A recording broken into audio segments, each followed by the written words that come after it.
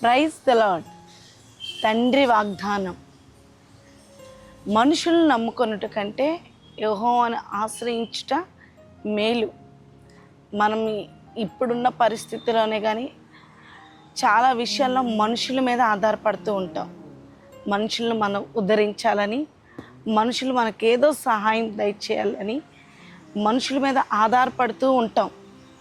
కానీ వాక్యం సెలవిస్తుంది, మనుషులను నమ్ముట కంటే యెహోవాను ఆశ్రయించుట మేలు అని. ఏ మనుషుడిని ఈ రోజుల్లో నమ్మదగిన వారు ఉన్నారు కదా? ఎవ్వరు నమ్మదగిన వారు లేరు. ఎందుకంటే ఇప్పుడున్న పరిస్థితిలో చాలామంది చేతుల్లో మనం మోసపోతూనే ఉన్నాం. చాలామంది మనల్ని మోసం చేస్తూనే ఉన్నారు. మనం నమ్మిన బయట వాళ్ళు మనల్ని మోసం చేయొచ్చు, కానీ మన మనసు చెప్పుకుంటాం వాడు బయటవాడు కదా, మన పట్ల ఎలా నమ్మకంగా ఉంటాడు అని. ఆ విషయంలో మనల్ని మనం సర్ది చెప్పుకుంటాం. కానీ మనకు తెలిసిన వాళ్ళే, మన అయిన వాళ్ళే మనల్ని మోసం చేస్తే మన హృదయం తట్టుకోలేదు కదా. భరించలేని బాధ.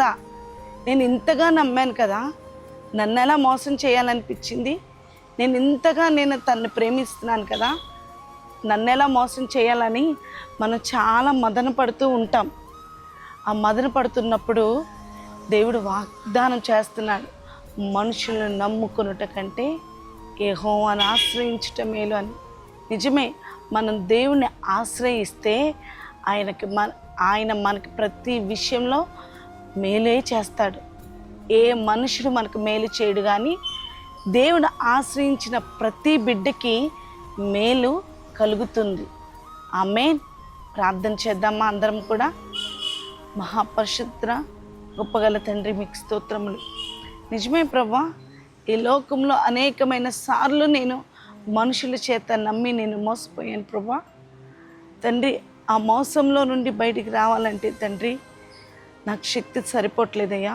ఇదిగో నేను ఈరోజు నిన్ను ఆశ్రయించి ఉన్నాను, నీ దగ్గరికి వచ్చి ఉన్నాను ప్రభా.